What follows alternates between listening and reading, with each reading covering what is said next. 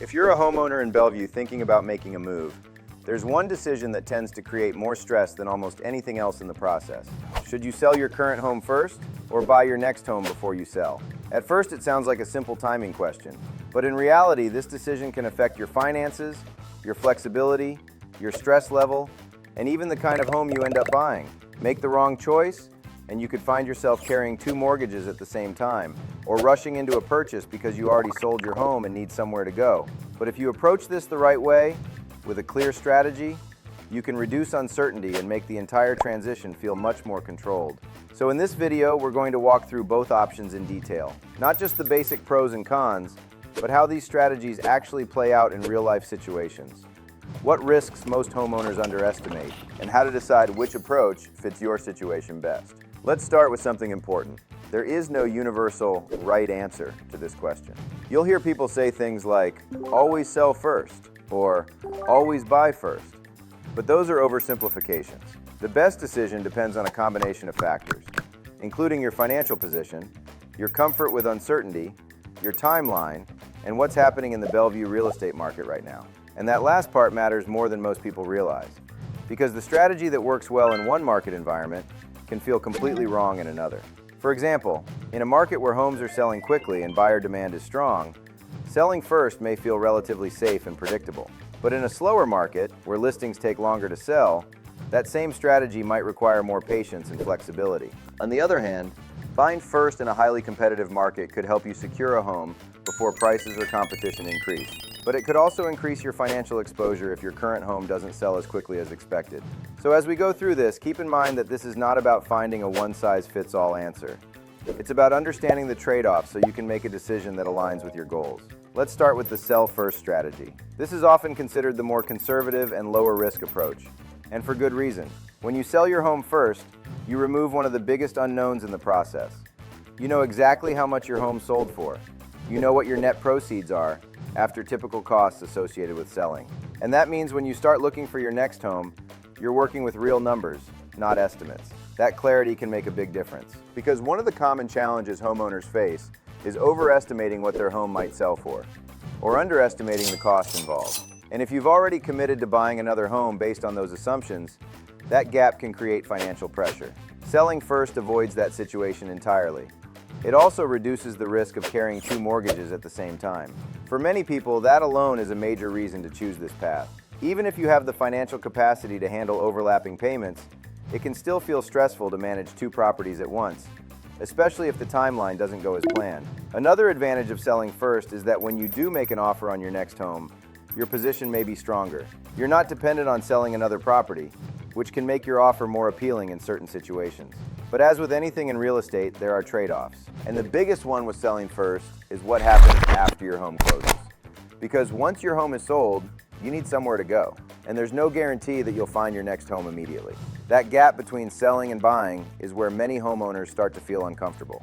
Some people choose to rent a home or an apartment for a short period of time. Others may stay with family or friends temporarily. Another option that sometimes comes into play is a rent-back agreement. This is where you sell your home to a buyer, but remain in the home for a period of time after closing, essentially renting it back from the new owner.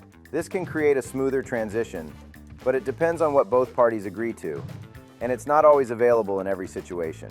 So while selling first gives you financial clarity and reduces risk, it often requires flexibility in terms of your living situation. And that's something you'll want to think through ahead of time. Now let's look at the other side of the equation, buying before you sell. This strategy tends to appeal to homeowners who prioritize convenience and control. Instead of selling your home and then searching for your next one under time pressure, you secure your next home first. That means you know exactly where you're going, and you can plan your move more comfortably. You don't have to worry about temporary housing. You don't have to move twice, and you can take your time finding a home that truly fits your needs, rather than feeling rushed to make a decision. This can be especially appealing if you've already found a property that stands out to you. In some cases, waiting to sell first could mean missing out on that opportunity. So buying first allows you to act when the right home becomes available. But this approach introduces a different kind of risk. Because now, instead of uncertainty about your next home, you're dealing with financial overlap. You may need to carry your current mortgage while also taking on a new one. That can increase your monthly obligations and add complexity to your financial picture.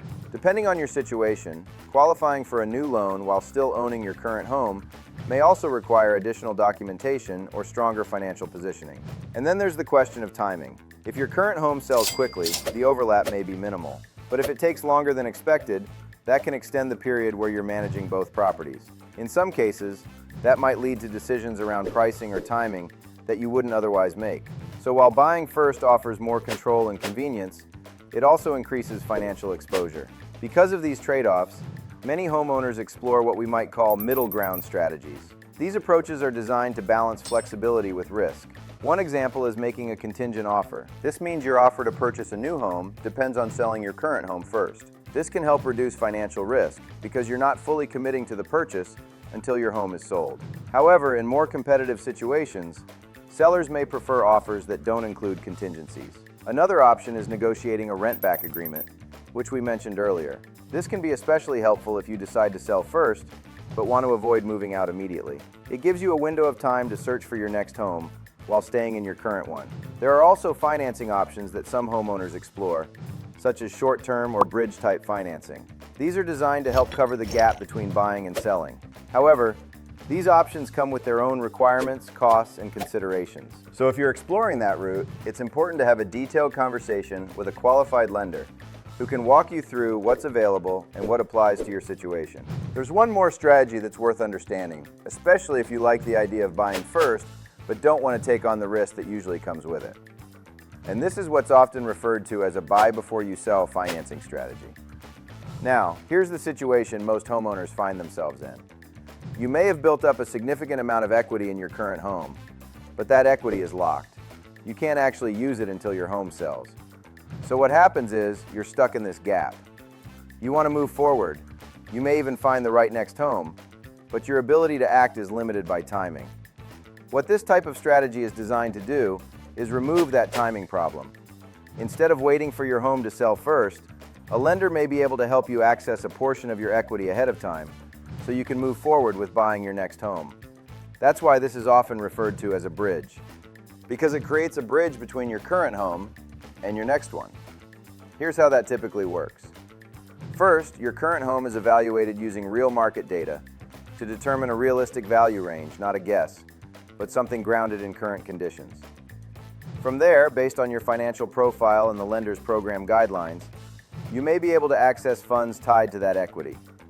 Those funds can then be used toward your down payment, your closing costs, or structuring your next purchase in a way that gives you more flexibility. And this is where things start to shift, because now, instead of trying to line up two transactions perfectly, you can move forward with the purchase first. You can focus on finding the right home, make decisions without unnecessary pressure, and avoid the need for temporary housing or multiple moves. Once your new home is secured, you move in, you get settled, and then you prepare your current home for sale. And that piece is more important than most people expect, because when you're not rushed, you tend to make better decisions around preparation, pricing, and overall positioning in the market. Now, once your current home sells, the proceeds are used to pay off the short-term financing that helped bridge the gap. So this strategy doesn't remove the need to sell your home. It simply gives you more control over the timing of it. Now, like any financing option, there are important considerations. There are qualification requirements, there are costs involved, and there are timelines that need to be followed. Which is why this approach works best when there's strong coordination between the real estate side and the lending side. At Raintown Realty, we often work with lending professionals who specialize in helping homeowners navigate these types of situations. One of those lenders is Jason Gray with Nexa Mortgage. He works with clients to explore whether a buy before you sell strategy could make sense based on their individual financial picture and goals. Working with someone who understands how to structure and coordinate this type of strategy, like Jason Gray, can make a significant difference in how smooth the process feels. If you're considering a move and wondering how to line up selling and buying, this is one of the options that may be worth exploring. The next step is simply to have a conversation. Understand what's available, what you may qualify for, and how it would apply to your specific situation. Because for some homeowners, this becomes the strategy that removes the biggest obstacle in the entire move. And even if it's not the right fit, Knowing that it exists gives you a much clearer picture of what's actually possible. So how do you actually decide which path is right for you? A helpful way to think about this is to focus on your priorities. If your top priority is minimizing financial risk and having a clear understanding of your numbers, selling first may be the better fit. If your priority is having more control over your move and avoiding temporary housing, buying first may feel more comfortable. And if you're trying to balance both, a hybrid approach could make sense, depending on what's feasible in your situation. It can also help to think through your timeline. Are you working with a specific deadline? Do you have flexibility in when you move? How quickly would you need to find your next home after selling? These are the kinds of questions that can influence which strategy feels most manageable. At the end of the day, this decision is less about predicting the market perfectly and more about choosing an approach that aligns with your financial situation, your goals, and your level of comfort with uncertainty.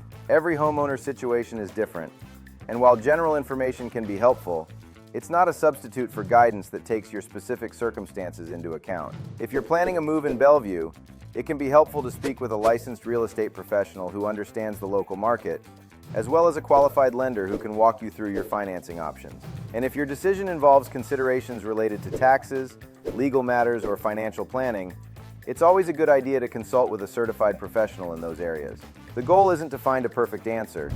It's to make a well-informed decision that sets you up for a smoother transition. Because when you understand your options and plan accordingly, the entire process becomes a lot more manageable.